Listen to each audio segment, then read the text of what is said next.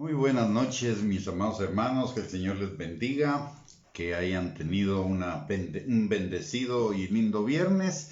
Y antes de iniciar nuestro estudio acerca de la epístola de Judas, vamos a orar. Padre bendito, te damos gracias, Señor, en el nombre precioso de Cristo Jesús, por este día, Señor, porque hasta aquí tú nos has guardado, Señor, tú has derramado tu misericordia en tantas bendiciones en nuestras vidas en este día, Señor. Has prosperado la obra en nuestras manos, nos tienes con salud, con provisión, Señor, nos tienes guardados, Padre. Te damos gracias por ello, Señor, y venimos esta noche delante de ti, no solamente a darte gracias, sino también, Señor, a pedirte que tu Espíritu Santo nos guíe a toda verdad, abra nuestros ojos, nuestros oídos, pero por sobre todo prepare nuestro corazón para que la palabra caiga en una tierra fértil y produzca fruto en abundancia para la gloria tuya y para bendición nuestra. También te pedimos, Señor, que toda mentira, argumento y razonamiento falsos que todavía estén en nuestras mentes, Señor, y que estén impidiéndonos una mayor relación contigo, Padre, sean destruidos, derribados y arrancados en el nombre de Jesús, y sea edificada y plantada tu palabra para que produzca mucho fruto en el nombre de Jesús. Amén y amén. Muy buenas noches, mis amados hermanos, que el Señor les bendiga. Muchísimas gracias por sintonizarnos, y tal como habíamos comentado el miércoles pasado, vamos a iniciar hoy el estudio de la epístola de Judas. Es uno de los libros de la Biblia más pequeños. De hecho, tiene un solo capítulo, pero tiene una importancia muy grande. Antes de hablar de la importancia, quiero darles algunos datos acerca de ella. En primer lugar, fue escrita por un medio hermano de Jesús, es decir, un hijo de María y José, como nos lo enseña la palabra en Mateo 13:55, en Marcos 6:3, y el mismo Judas que se identifica como hermano de Jacobo, y en la epístola de Jacobo también es mencionado, en el libro de Hechos, Jacobo es mencionado como medio hermano de Jesús. Ellos se convirtieron después de la resurrección de Cristo. Es decir, durante la vida terrenal de Jesús, ellos no creyeron en Jesús a raíz de su crucifixión y de su resurrección. Creyeron en él. De hecho, a Jacobo se le apareció directamente Jesús en su resurrección, y me imagino que a través de eso también Judas y los demás hermanos de Jesús terminaron convirtiéndose. Ahora, también en esta carta, aunque no lo cita directamente, hay 9 referencias obvias al Antiguo Testamento, principalmente en lo que se refiere al tema que va a tratar. Como mencioné hace un momento, es una de las epístolas menos mencionadas y tal vez menos conocidas, pero que en este tiempo reviste una importancia suprema para nosotros de cara a la inminencia de la venida de Cristo, a la apostasía final y a los últimos tiempos. Contrario al libro de los Hechos de los Apóstoles, esta epístola podría ser llamada los Hechos de los Apóstatas, porque la apostasía de todos los tiempos, pero principalmente la de los tiempos finales, es su motivo. La apostasía que se dio en el tiempo de Jesús, y la que se ha dado en casi todo tiempo de la iglesia, pero que se está dando más ahora y se va a incrementar antes de la venida de Cristo. Ese es el motivo de esta epístola, y es la única epístola o el único libro del Nuevo Testamento que está enfocado exclusivamente en confrontar la apostasía. ¿Y qué es la apostasía? La apostasía se refiere a la deserción de la fe bíblica de la fe verdadera, ya sea porque hay una negación total de ella o hay una negación de las doctrinas más importantes, o hay un tomar de la palabra de Dios ciertos pasajes para hacer una doctrina que no es la doctrina de Jesucristo ni la doctrina de los apóstoles. Eso es en realidad la apostasía. Si bien es cierto, los apóstatas son mencionados en otros lugares de la Escritura, como por ejemplo en 2 de Tesalonicenses 2:10, Hebreos 10:29, 2 de Pedro capítulo 2, versículo 1 al 22, que se cree que es el antecedente que también, o la referencia bibliográfica que también usó Judas para esta epístola. Y también acerca de la apostasía encontramos que Juan habla en ella en primera de Juan 2:18 al 22, del 2:18 al 23. Es decir, si vemos Pablo, Santiago, Juan y Pedro, que fueron columnas de la iglesia, hablaron de la apostasía. Pero Judas es como el que sintetiza todo y nos lo entrega en una epístola específica a cada uno de nosotros. Judas escribió directamente para condenar a los apóstatas y la apostasía y alentar a los creyentes a defender su fe. Llamó al discernimiento por parte de la iglesia y a una defensa rigurosa de la verdad bíblica. Describe de una manera muy clara el estado espiritual y las actividades de los apóstatas. Toma ilustraciones de la naturaleza para ilustrar la inutilidad y el error de sus enseñanzas. No, si bien es cierto, no comenta acerca del contenido de su falsa enseñanza, sí comenta acerca de sus intentos por enseñar el error como si fuera verdad. Se enfoca en la vida degenerada, es decir, en la vida apartada de la voluntad de Dios de los apóstatas, de tal manera que la forma común de reconocerlos es ver detrás de su fachada religiosa y ver su vida impía, porque sus enseñanzas pueden ser sutilmente engañosas y seductoras. Entonces, y la palabra, recordemos algo que la palabra de Dios dice que antes de la venida de Cristo, la apostasía se manifestará de una manera incremental. Por lo tanto, esta carta tiene importancia para nosotros en cuanto a ponernos alertas para poder detectar el error y, además de detectar el error, defender la verdadera fe bíblica en Cristo Jesús, la doctrina de Cristo y la doctrina de los apóstoles. Es posible que esta carta haya sido escrita entre el año 68 y el año 70 después de Cristo, antes de la destrucción de Jerusalén y del templo.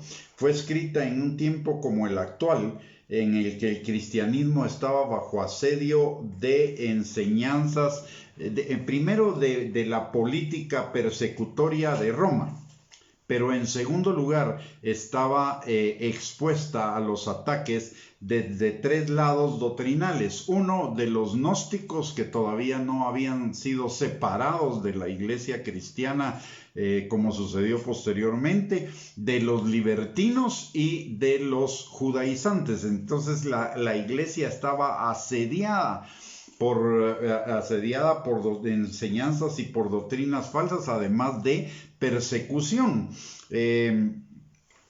Esta carta es de utilidad para nosotros, para prepararnos acerca de los últimos tiempos peligrosos al interno de la iglesia, como nos lo dice segunda de Tesalonicenses capítulo 3, versículo 1 al 5, como también para que nosotros podamos detectar la apostasía, es decir, la deserción sutil de la fe bíblica verdadera, de la que es solo apariencia de piedad. Aparte de ello, para que nos fortalezcamos en la verdadera fe, que es reconocida por una forma de vida santa, obediente a Dios, consagrada a Dios, y que estemos alertas al engaño de las fachadas religiosas. Si notamos, ¿por qué la apostasía y por qué esta carta es tan importante y por qué la apostasía es tan peligrosa? Si nosotros recordamos en las cartas a las 7 iglesias, vemos una ruta vemos una ruta en esas iglesias que van de la devoción al enfriamiento, y del enfriamiento al error, del error a la herejía y de la herejía a la apostasía. Ese es el camino, y ese camino lo recorrieron las iglesias del tiempo de los apóstoles, porque vemos la carta a las 7 iglesias que le escribe Jesús, se la dicta a Juan en el año 90, ya habla de ese proceso. En la iglesia que comienza con la iglesia de Éfeso, enfriada en su amor. Después llega a la iglesia de Pérgamo, donde sutilmente está comenzando a aparecer el error, la herejía. Luego sigue la iglesia de Tiátira, donde ya se extendió, siguiendo a la iglesia de Sardis, que ya es prácticamente una iglesia casi muerta, porque ya retenía muy pocos de los principios de la fe bíblica, y finalmente termina con la iglesia de Laodicea, que era una iglesia totalmente impía. Se decía cristiana, pero era totalmente impía. Por eso la carta de Judas en este tiempo para nosotros es sumamente importante, que la estudiemos, la conozcamos y que interioricemos sus enseñanzas en relación a, como ya dije, a estar alerta a lo que no es una enseñanza bíblica 100%, porque ahí comienza el error. El error se transforma después en herejía, y la herejía se transforma en blasfemia, y la blasfemia en apostasía. Entonces, pero comienza muy sutilmente con el error, y hoy vemos en la iglesia de Cristo muchas enseñanzas populares que, si bien tienen alguna base bíblica, no son la doctrina fundamental de la iglesia. Son cuestiones quizás secundarias, terciarias o cuaternarias en cuanto a la enseñanza, pero que están ocupando el lugar primordial que le debería corresponder a la sana doctrina, que es la doctrina de la santificación. Entonces, por ahí comienza, por ahí comienza el error, en dejar los principios de la sana doctrina bíblica, y después se va a ir extendiendo a otros más, y eso va a ir dando lugar ya no solo al error, sino a la herejía, a la blasfemia y a la apostasía. Comencemos entonces con Judas. En el versículo 1 dice: Judas, siervo de Jesucristo y hermano de Jacobo, a los llamados, santificados en Dios Padre y guardados en Jesucristo. Los verdaderos llamados de Cristo son aquellos que están santificados y que están en el proceso de la santificación. Están santificados en el sentido que han sido apartados para Dios nuestro Padre, y caminando en el proceso de la santificación, para que cada día el carácter de Cristo, el fruto del Espíritu, la obediencia a la palabra vaya creciendo en ellos. Los santificados son aquellos que llevan una vida de obediencia y consagración a Dios, con una manifestación preponderante del fruto del Espíritu Santo, tal como nos lo dice Gálatas capítulo 5, versículo 22 al 23. Y es importante esto, porque nuestro cristianismo y nuestra firmeza en la fe va a estar determinada por el enfoque que tengamos nosotros de lo que significa la vida de fe. Si la vida de fe para nosotros significa éxito, riquezas, bienestar económico, búsqueda de comodidad, placer, etcétera, etcétera, etcétera, nos estamos apartando o estamos saliéndonos de lo que es la verdadera fe bíblica. La verdadera fe bíblica es la santificación. Recordemos lo que dice Primera de Tesalonicenses capítulo 4 versículo 3, que la voluntad de Dios es nuestra santificación. Entonces ahí deberíamos estar enfocados. Entonces los santificados son aquellos que están enfocados en ese proceso de alcanzar la santificación. Ya fuimos santificados en el sentido de que fuimos apartados para Dios, pero ahora estamos siendo trabajados, procesados por el Espíritu Santo para caminar en una vida de santidad que se refiere a aborrecer el pecado, a manifestar el fruto del Espíritu, a caminar en la obediencia a la palabra de Dios, a que el carácter de Cristo sea formado en nosotros y a la negación de la carne. Eso en primer lugar. A ellos va dirigida esta carta. Son los verdaderos llamados, son aquellos entonces santificados que tienen una comunión con Cristo, como nos lo enseña la palabra en 1 Corintios capítulo 1, versículo 9, que hemos sido libertados del pecado y que hacemos un servicio auténtico a los demás, no nos servimos de ellos, que llevamos una vida digna delante del Señor, como dice Efesios 4:1, que tenemos la esperanza de la vida eterna como una esperanza firme, y hacia ahí vamos, que promotores de la unidad del cuerpo de Cristo, no divisores, como nos lo enseña Efesios capítulo 4, versículos del 12 al 16, y enfocados en el carácter de Cristo como meta de nuestra vida, que nos lo dice Efesios 4:13. O sea, estos son los santificados. A ellos va dirigida esta carta, es decir, a los creyentes genuinos en Cristo Jesús, no a los que tienen una presunción de fe, que creen que son salvos porque participan en alguna iglesia o porque algún día hicieron alguna oración, pero que realmente no han nacido de nuevo, no han sido transformados en su forma de vida ni en su naturaleza. Entonces, esta carta no está dirigida a ellos, más bien estaría dirigida a ponernos en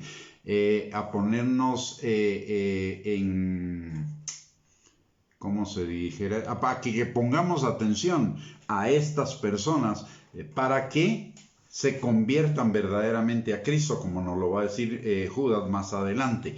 En algunos manuscritos antiguos, en lugar de la palabra santificado se usa la palabra amada, la cual también es correcta porque hace énfasis en el eterno, infinito y perfecto amor del Padre a cada uno de sus hijos, que por su Espíritu Santo los guía para llevar precisamente esa vida santificada. Recordemos lo que dice Romanos capítulo 8, versículos del 14 al 16, que el Espíritu Santo da testimonio a nuestro espíritu de que somos hijos de Dios, y que todos los hijos de Dios somos guiados por su Espíritu Santo, y que el Espíritu Santo es el Espíritu de adopción por el cual clamamos Abba Padre. Entonces, la palabra amados y santificados significa lo mismo, igual que la palabra hijos. Hijos amados y santificados identifica a los genuinos creyentes en Cristo Jesús, es decir, aquellos que verdaderamente han creído en el Señor Jesucristo en su corazón, no en su mente, sino en su corazón han creído en el Señor Jesucristo como el Salvador de sus pecados. Y como consecuencia de ello, nacieron de nuevo, tienen una nueva naturaleza, tienen una nueva orientación en su vida. Antes éramos esclavos del pecado, ahora aborrecemos el pecado y vamos detrás de la obediencia y santificación a la palabra, creciendo en ello constantemente. Esto también es un recordatorio de que Dios no es solo nuestro Dios, sino que también es nuestro Padre, y que en medio de los tiempos malos, incluidos los tiempos de la apostasía, su perfecto amor nos permite que no entremos en temor, sino que su perfecto amor va a echar fuera el temor. No deberíamos estar temerosos de poder ser confundidos por las falsas doctrinas o por las doctrinas de error, porque tenemos al Espíritu Santo que además de ello es nuestro guía para guiarnos a toda verdad, para enseñarnos toda verdad, para enseñarnos las cosas que están por suceder. Entonces no deberíamos tener miedo. El verdadero creyente no va a tener miedo de las circunstancias que puedan venir adelante, porque estamos guardados y protegidos por nuestro Padre y además guiados por el Espíritu Santo. Lo que sí necesitamos es incrementar nuestra comunión con el Espíritu Santo para recibir su guianza, su enseñanza, de tal manera de mantenernos firmes en la fe. Que por cierto, el mantenernos firmes en la fe es una enseñanza que está en todas las epístolas de Pablo, de Juan, de Pedro, de Santiago, de Judas, en el Apocalipsis, en todas las epístolas nos habla de mantenernos firmes en la fe. Esa es una necesidad. ¿Por qué? Porque estamos en una guerra en contra de la maldad, tenemos una guerra en contra del diablo y de todos los demonios, y ellos están tratando todo el tiempo de sacarnos de la fe de cualquier manera, por pruebas, por tribulaciones, por problemas, por enseñanzas falsas, por enfermedades, por cualquier situación. Pero nosotros necesitamos mantenernos firmes en la fe, anclados en la palabra de Dios y en la comunión del Espíritu Santo. Si estamos anclados en la palabra de Dios, creciendo en el conocimiento de ella todo el tiempo, y aparte de ello estamos creciendo también en la comunión con el Espíritu Santo, no tenemos por qué tener temor de ninguna situación que nos esté afectando, incluido esto que está pasando el día de hoy, el COVID y las consecuencias de lo que pueda venir al respecto de eso. Podemos estar seguros en Cristo Jesús, además de que tenemos la esperanza de la vida eterna, y una esperanza que es absolutamente firme y cierta, como toda la palabra de Dios que conocemos. También esta introducción que hace Judas de la epístola es un recordatorio de la necesidad que tenemos de poner nuestra mirada en las cosas eternas, no en las de la tierra, que son temporales. Y ese es otro llamado también que es común en las epístolas, a poner nuestra mirada en las cosas eternas, en la vida eterna, en el Señor, y no poner nuestra mirada en las cosas terrenales, porque si las ponemos nos vamos a afligir, angustiar, tener miedo, entrar en temor, porque las cosas aquí en la tierra no se están viendo bien. Veamos el día de hoy, tenemos la cuestión esta del COVID en todo el mundo. Aparte de eso, los últimos 2 huracanes que se dieron en Estados Unidos fueron especialmente violentos, uno en el área del sur y otro en el área de Nueva York. A Nueva York generalmente los huracanes no llegan, y esta vez llegó un huracán y hizo unas averías terribles, inundó muchas partes de Nueva York y de Nueva Jersey, cosa que no había sucedido antes. Hemos sabido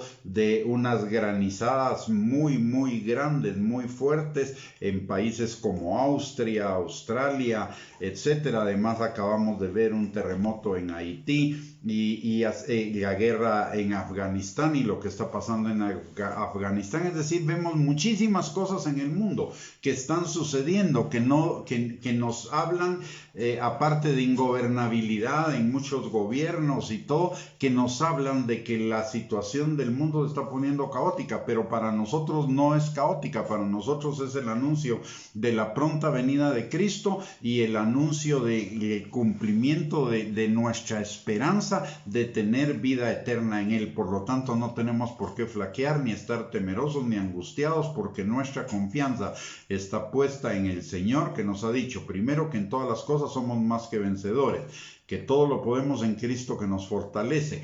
En tercer lugar, que nada nos podrá separar del amor de Dios que es en Cristo Jesús. En cuarto lugar, que estamos sellados por Él para vida eterna. Y en quinto lugar, que tenemos vida eterna después de acá. O sea, no hay ningún motivo para estar temerosos, ni angustiados, ni afligidos por la situación que está pasando, porque estamos guardados en Cristo Jesús, como lo dice Judas al final del versículo 1 dice guardados en Jesucristo. ¿Esto qué quiere decir? No solo somos salvos por la obra de Dios, sino que somos sellados por el Espíritu Santo para el cumplimiento de esa promesa. Y además algo bien importante en Colosenses, en el capítulo 1, en el capítulo 3, Colosenses 3, versículo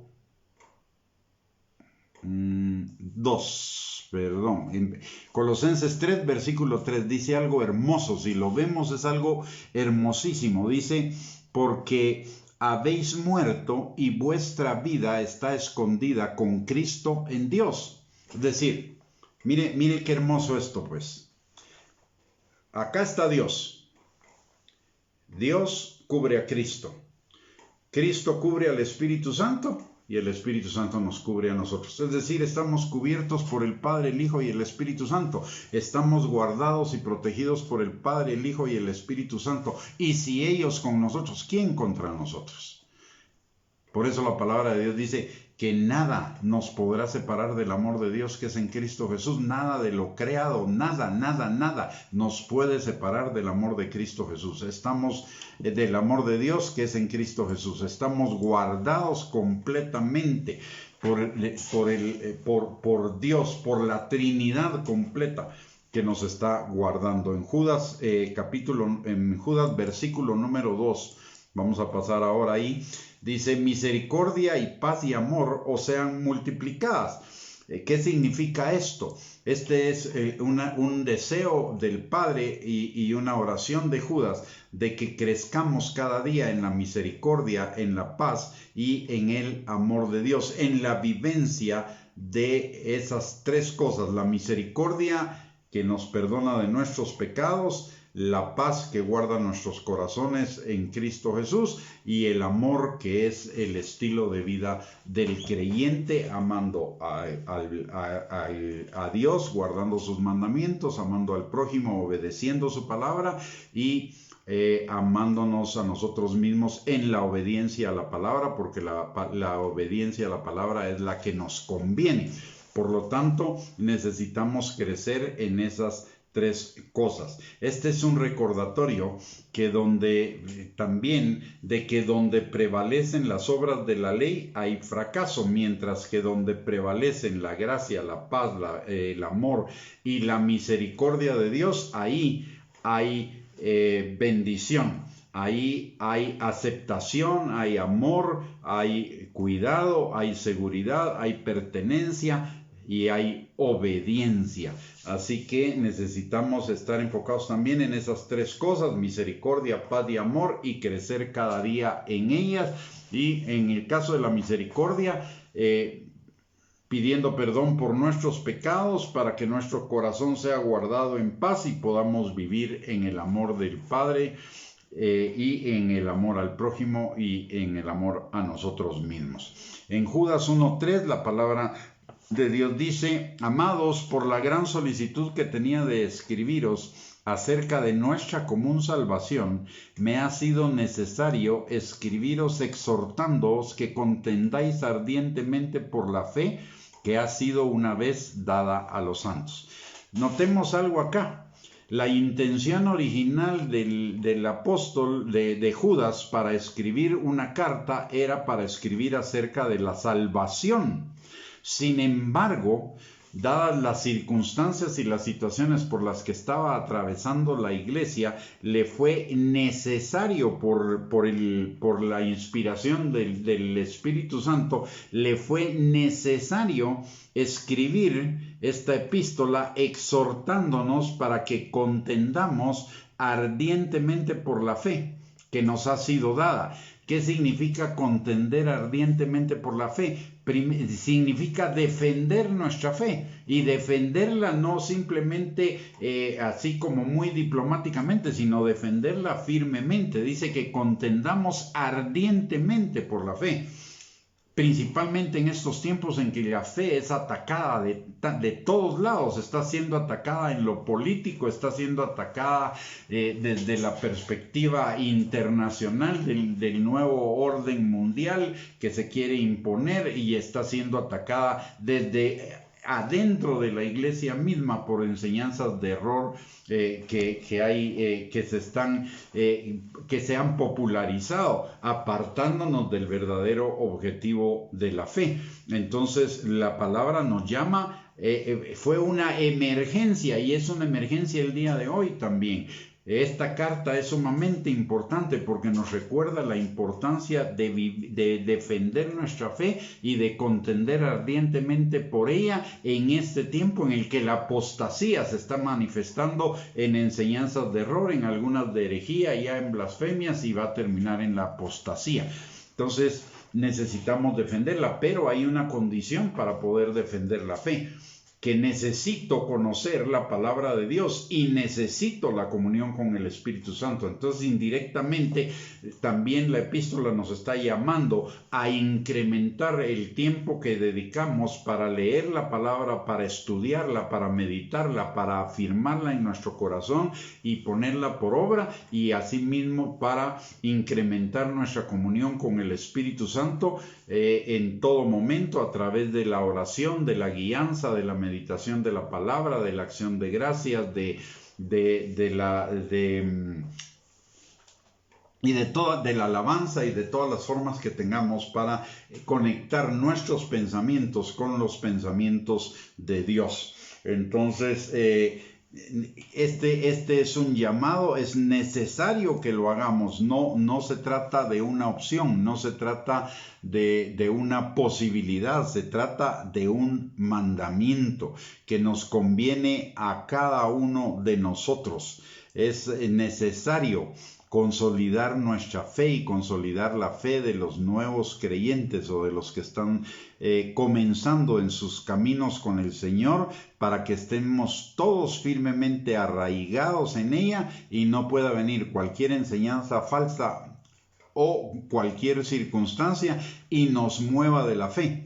En este tiempo esto resulta importante, porque si vemos, yo lo mencionaba, no me acuerdo si el miércoles pasado o el lunes, pero algo que estamos viendo es que del inicio de la pandemia para acá, las membresías de las iglesias han descendido enormemente, quizá a la mitad en algunos casos y en otros más de la mitad, porque la gente se enfrió por la maldad de las cosas que están sucediendo en el mundo. Y esto del COVID es una maldad porque es un virus creado.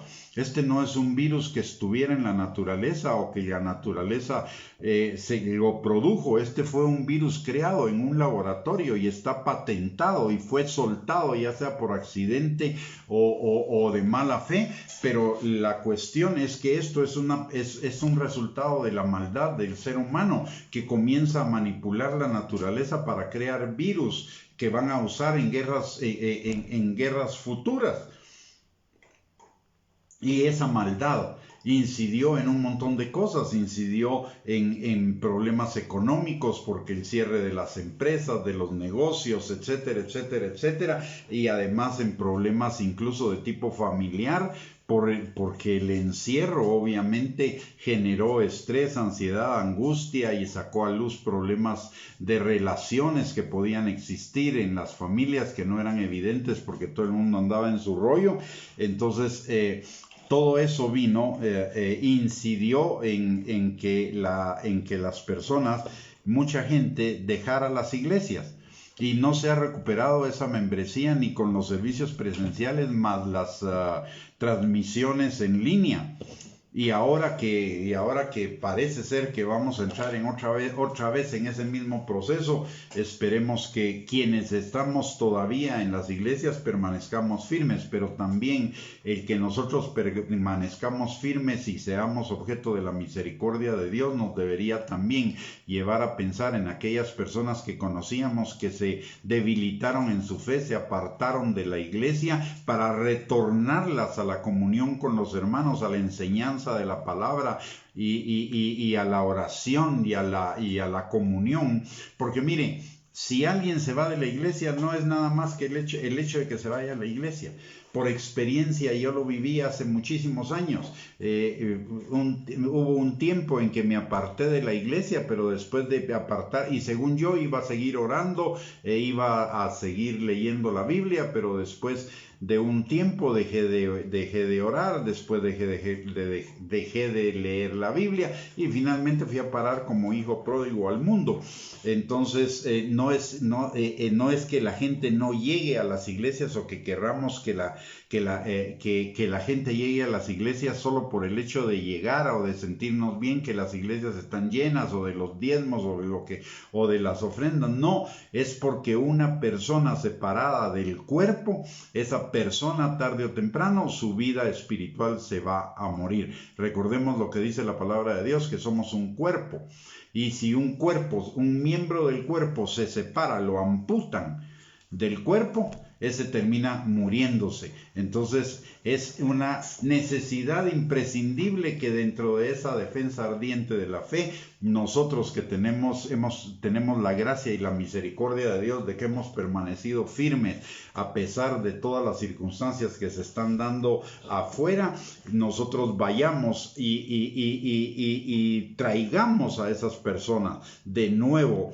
al Señor, de nuevo a incorporarse al cuerpo para que recobren esa vida espiritual que han ido perdiendo en este tiempo. Parte de contender ardientemente por la fe es ir y convencer a los que están dudosos, ir y convencer a los que se enfriaron, como lo vamos a ver que nos lo dice Santiago en su epístola, y también ir a traer a aquellos que están ya metidos en las doctrinas, en las enseñanzas de error o en la apostasía, y traerlos al arrepentimiento para que sean salvos y no pierdan su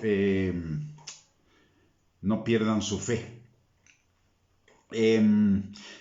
Aquí estamos, lo que Judas nos está diciendo en este pasaje de contender ardientemente por la fe es que esto no es solo una batalla espiritual, o sea, no solo se trata de batallar orando, se trata de batallar hablando también. Ya es tiempo de orar y de batallar en el espíritu, sí, pero es tiempo también de batallar en lo natural con la gente que está equivocada, con la gente que está enfriada, con la gente que se va a perder. Nos lo dice también, esto es una confirmación de lo que dice Zacarías en el capítulo número 9. Versículos 12 y 13. Déjenme encontrarlo acá. La palabra de Dios dice, mire lo que dice: volveos a la fortaleza, oh prisioneros de esperanza. Hoy también os anuncio que os restauraré al doble, porque he entesado para mí a Judá como arco, e hice a Efraín su flecha, y despertaré a tus hijos, oh Sión, contra tus hijos, oh Grecia, y te pondré como espada de valiente.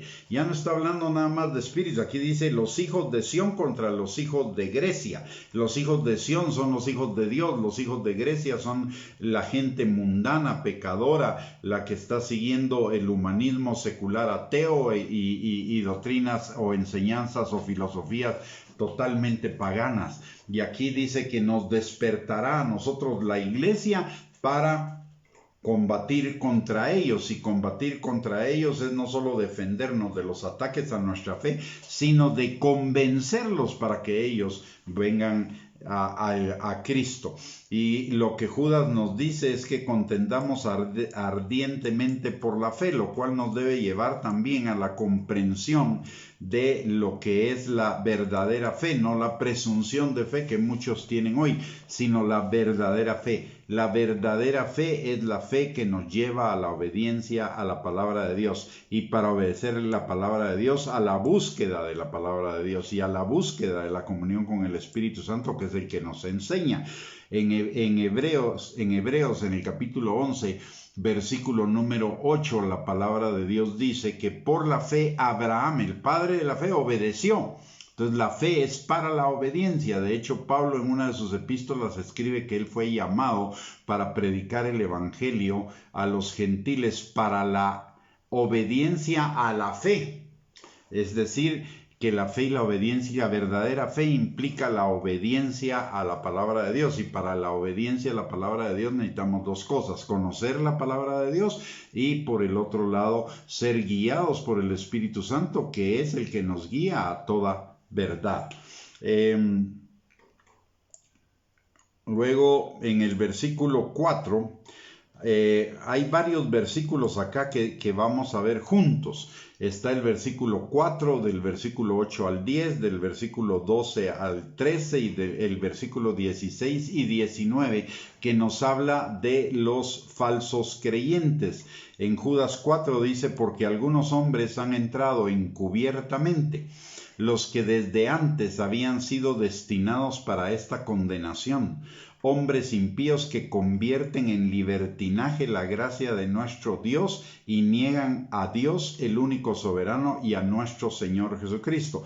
Hablemos sutilmente hablemos de este pasaje y vamos a ver las sutilezas que hay el día de hoy en relación a esto. Dice: primero, han entrado encubiertamente, es decir, están adentro de la iglesia y parecen creyentes, pero al final son mundanos vestidos de creyentes. Recordemos también que Jesús nos advirtió en los evangelios que la cizaña crece junto con el trigo.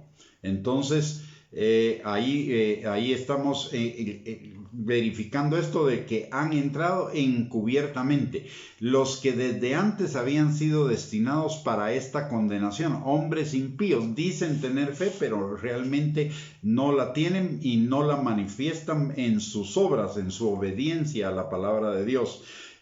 Convierten en libertinaje la gracia de nuestro Dios, es decir, pequemos para que la gracia abunde. No importa pecar, ahí tenemos al Señor que si confesamos nos perdona nuestros pecados y además vivimos bajo la gracia, y ya no hay problema con el pecado, lo cual es totalmente contrario a lo que nos enseña la palabra de Dios.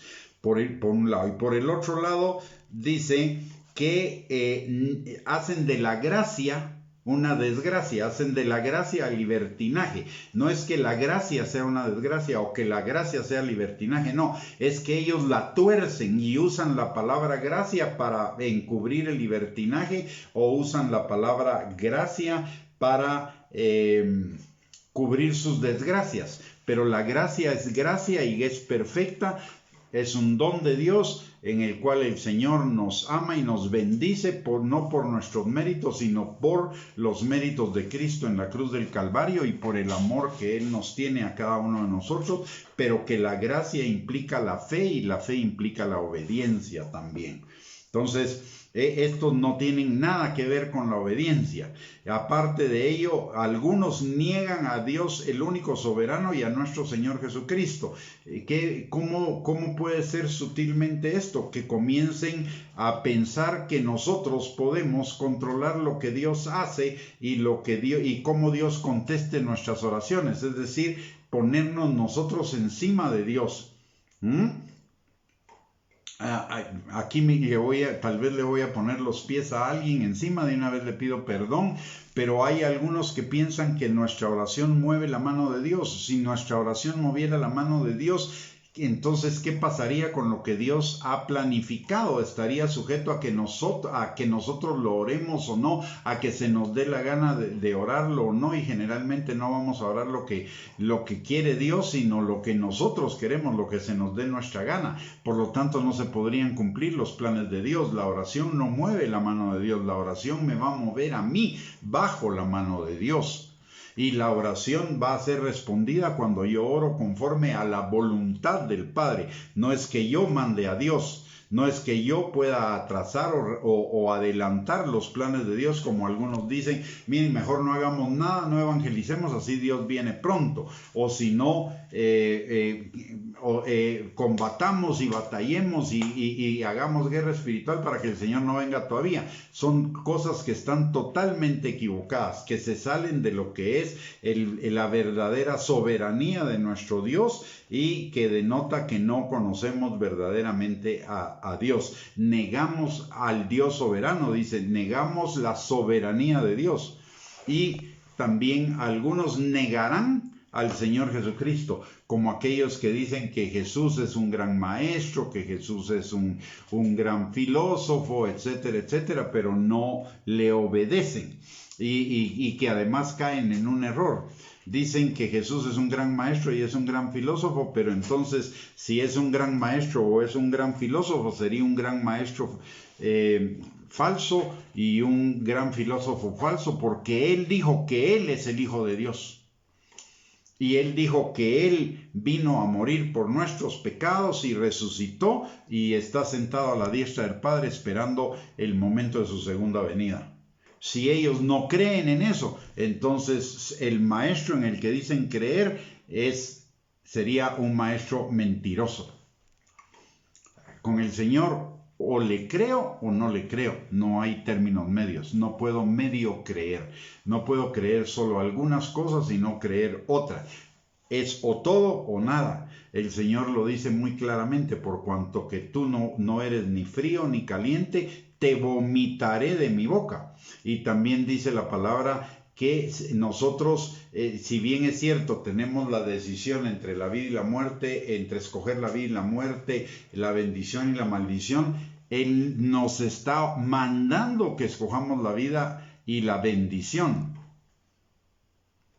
porque para Él no hay términos medios. O se es o no se es. Él mismo dijo, el que no es conmigo es contra mí. El que conmigo no recoge, desparrama. Así que no podemos tener esa ambigüedad. Luego en el versículo del 8 al 10, acerca de las falsas enseñanzas y los falsos maestros, dice, no obstante, de la misma manera también estos soñadores mancían la carne, rechazan la autoridad y blasfeman de las potestades superiores. Notemos algo aquí, y es rechazan la autoridad. Y es la autoridad terrenal, las autoridades terrenales, es decir, se rebelan contra los padres, contra los maestros, contra las autoridades, contra el gobierno, contra los pastores, contra los jefes, contra todo, porque rechazan la autoridad y terminan rechazando la autoridad de Dios, número 1. Y número 2 dice que mancían la carne, es decir, ellos con sus actos lo que están haciendo es degradar la carne, es que la carne sea más pecaminosa. Aparte de ello, dice que blasfeman de las potestades superiores, y esto se refiere a maldecir los demonios o maldecir al diablo o cualquier cosa por el estilo, porque dice la palabra en el versículo 9, pero cuando el arcángel Miguel contendía con el diablo disputando con él por el cuerpo de Moisés, no se atrevió a proferir juicio de maldición contra él, sino que dijo, el Señor te reprenda. Pero estos blasfeman de cuantas cosas no conocen, y en las que por naturaleza conocen se corrompen como animales irracionales. Esto es muy duro lo que está diciendo, pero esa dureza es para que se arrepientan en sus corazones aquellos que andan en ello. Y esto de blasfeman de cuantas cosas no conocen lo podemos ver hoy en algunos sectores del cuerpo de Cristo que conocen mucho más todos los demonios que conocer verdaderamente al Espíritu Santo. Aquí esto podría caer en lo que se llama ocultismo. Ellos conocen todititos los demonios. Todititos. Rapidito diré, este es un demonio de y este tiene un demonio aquí, y lo que está pasando es el demonio acá, y todo es el diablo, y todo es el diablo.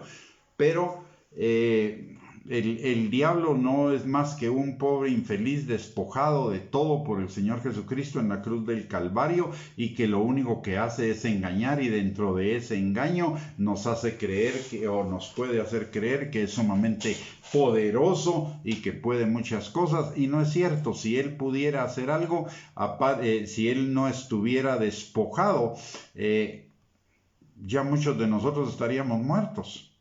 porque él viene para robar, matar y destruir, y si pudiera matarnos ya nos hubiera matado, pero eso indica que no puede. ¿Por qué? Porque es un pobre diablo, despojado de todo, lo único que tiene es el poder de la mentira, y el poder de la mentira se manifiesta muchas veces por la misma gente creyente que habla las mentiras que el diablo quiere que hablen, en lugar de hablar la palabra de Dios y en lugar de conocer la palabra de Dios. Yo me recuerdo de algo que me llamó muchísimo la atención, y es que la Biblia es un libro muy, muy voluminoso, ¿no? Porque es todo lo que necesitamos saber en esta vida para nuestra salvación y para conocer al Padre, al Hijo y al Espíritu Santo. Pero de repente me topé un día con un manual de guerra espiritual, y era un libro que tenía más o menos la misma cantidad de páginas que la Biblia. Y yo me pregunté, ¿qué tan importante es el diablo como para dedicarle un libro entero? Al diablo solo necesito saber que está vencido, derrotado, exhibido públicamente, y que el Señor me dio autoridad en su nombre para echarlo fuera. Y que Él vino para deshacer las obras del diablo. Eso es lo único que necesito saber. No necesito tener un manual. Y para echarlo fuera tampoco necesito tener un manual de cómo echarlo fuera, porque la palabra de Dios es muy clara. Estas señales seguirán a los que creen. En mi nombre echarán fuera demonios. Entonces, enfatizar tanto en los demonios puede llevarnos a cometer errores. Puede llevarnos a establecer doctrinas de error y principalmente desviarnos nuestra atención. Mire, lo que el diablo está haciendo el día de hoy con muchos creyentes es desviar la atención de los creyentes de lo verdaderamente importante en el cristianismo, desviando la atención a cuestiones que en la Biblia no merecen pero ni siquiera un capítulo entero. Y están dejando de lado cosas de las cuales la Biblia nos habla intensamente, como es la voluntad del Padre para nosotros, la santificación, que el carácter de Cristo sea formado en nosotros, la muerte del yo, la negación del yo, el fruto del Espíritu, etcétera, etcétera. Esas son las cosas verdaderamente importantes en nuestra fe, y los creyentes estamos siendo distraídos por un montón de enseñanzas secundarias, de las cuales ni encontramos una mención específica en la Biblia acerca de ellas y que fueran enseñadas como doctrinas fundamentales por los apóstoles, ni las encontramos cuando examinamos a todos los grandes hombres de Dios a lo largo de las épocas que escribieron acerca de nuestra fe. No encontramos eso, son cosas muy recientes, son cosas que tienen 50, 60 años y que ahora parecerían que siempre han estado ahí, pero no, si las buscamos en los libros, por ejemplo, de Lutero, en los libros de Calvino, o en los libros de los primeros padres de la fe después de los apóstoles, o en las epístolas de los apóstoles, no vamos a encontrar esas doctrinas mencionadas por ahí. Son distractores que nos están distrayendo de la verdadera fe, de la fe que es la obediencia, de la fe que implica el conocimiento de la palabra de Dios y la comunión constante con el Espíritu Santo. Luego dice en el versículo, bueno, ya leímos hasta el versículo 10, vamos a leer del versículo 12 al 13 para ver otras características de los apóstatas o de las enseñanzas de error que pueden llevar a la apostasía. Dice: estos son manchas en vuestros ágapes, que comiendo impúdicamente con vosotros se apacientan a sí mismos. Nubes sin agua, llevados de acá para allá por los vientos, árboles otoñales sin fruto, 2 veces muertos y desarraigados, fieras ondas del mar que espuman su propia vergüenza, estrellas errantes para las cuales está reservada eternamente la oscuridad de las tinieblas. ¡Wow! Aquí sí que les da una una planchada, pero impresionante, ¿verdad? Con todo lo que dice, pero notemos algo aquí impresionante. Dice que comiendo impúdicamente con vosotros se apacientan a sí mismos. ¿Qué quiere decir eso? Que tienen apariencia de piedad, pero con sus actos niegan la eficacia de ella. Además, están involucrados en la satisfacción de los deseos de su carne, de los deseos es decir, en la búsqueda de placer, de los deseos de los ojos, en la codicia, en la avaricia y en la vanagloria de la vida, en autoexaltarse. No son verdaderamente ministros del Señor, sino son ministros de la carne que han entrado encubiertamente en la iglesia para torcerla o para pretender torcernos con doctrinas de error y llevarnos a sus concupiscencias. Básicamente a eso se refiere este pasaje. Y luego en el versículo 16 dice, estos son murmuradores, querellosos, que andan en sus propios deseos, cuya boca habla cosas infladas, adulando a las personas para sacar provecho. Notemos, murmuradores, querellosos, es decir, peleoneros, que andan según sus propios deseos, egocéntricos, cuya boca habla cosas infladas, adulando a las personas para sacar provecho. Codicia, vanagloria, deseos de los ojos, búsqueda de placer. O sea, al final son gente carnal. Y en el versículo 19 dice, estos son los que causan divisiones, los sensuales que no tienen al espíritu. Aquí nos está dando la palabra algunas indicaciones de cómo descubrirlos. Primero, pecan y pecan constantemente. Segundo, causan divisiones, murmuran, son peleoneros, adulan y hablan cosas infladas. Ahí tenemos unas señas como para poderlos detectar.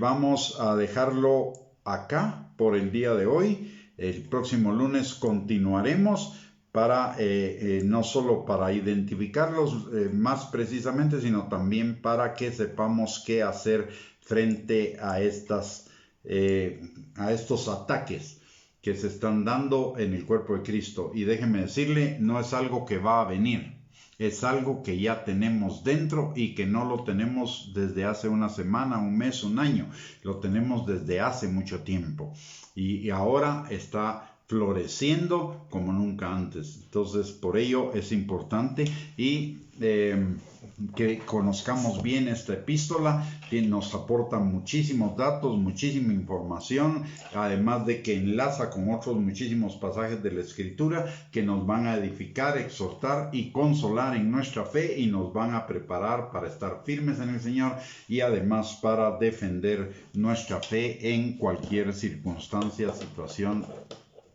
o persona. Muy bien, vamos entonces a terminar esta transmisión, solo recordándole algunas cosas. No se vaya a retirar, pero vamos a orar por usted y por todos los suyos. Pero le quiero recordar, si esta enseñanza ha sido de bendición a su vida, compártala con sus contactos en las redes sociales. En segundo lugar, le recordamos que hay 2 recursos que usted puede accesar gratis, sin costo alguno, para seguir edificando su fe. Contienen muchísimos temas para muchísimos aspectos de la vida del creyente, que están incluso clasificados para que le sea fácil localizarlos a usted. Uno es la página de internet www.reyesysacerdotes.net y el otro es nuestro canal de YouTube a nombre de Gustavo Bianchi, donde encontrará todas las prédicas con bosquejos en video. Muy bien, entonces ahora vamos a orar. Padre bendito, en el nombre precioso de Cristo Jesús, te damos gracias en esta noche, Señor, por tu palabra y por la dirección de tu Espíritu Santo, Señor, que abre nuestros ojos para que podamos mantenernos firmes en la fe, Señor, y defender nuestra fe, Padre. Señor, en el nombre precioso de Cristo Jesús, te pedimos perdón si en algún momento hemos caído, Señor, en enseñanzas de error que nos pretenden desviar de la verdadera fe y del objetivo de la vida cristiana, que es nuestra santificación, Señor. Padre, en esta hora venimos también delante de ti para pedirte, Señor, por todos aquellos que están enfermos de COVID o de cualquier otra enfermedad y que están en los hospitales o en sus casas recuperándose, Señor, y te pedimos que tu mano poderosa obre sobre ellos, Señor, produciendo una sanidad sobrenatural para que los que no te conocen, te conozcan, se vuelvan a ti, y para que los que te conocen, Señor, pero que de alguna manera se han enfriado o debilitado en su fe, sean fortalecidos, Padre. También te pedimos, Señor, por cada uno de nosotros y nuestras familias, pidiéndote que tu Espíritu Santo que está sobre nosotros, Señor, y permanezca sobre nosotros y sobre nuestras familias, sanando al que está enfermo, restaurando al que está quebrantado, liberando al que está cautivo, Señor, de mentiras que los tienen apartados de ti, Señor. También te pedimos, Padre, que tú proveas toda necesidad conforme a tus riquezas en gloria en Cristo Jesús, que nos afirmes, guardes y protejas, Señor, en nuestra fe. Y también te pedimos, Padre, en el nombre precioso de Cristo Jesús, que a todos aquellos de los nuestros que están lejos de ti, tu Espíritu Santo con lazos de amor los atraiga, Señor, y aquellos que se han debilitado en la fe de alguna manera sean fortalecidos y restaurados, Señor, a esa fortaleza en ti, Padre. Te lo pedimos, Señor, en el nombre precioso de Cristo Jesús. Amén y amén. Muy bien, mis amados hermanos, que el Señor les bendiga, les guarde, tengan una bendecida noche y que tengan un lindo fin de semana. Y les recordamos nuestra próxima reunión el próximo lunes a las 8 de la noche, si Dios lo permite. Y mientras tanto, les envío un abrazo y bendiciones a cada uno de ustedes.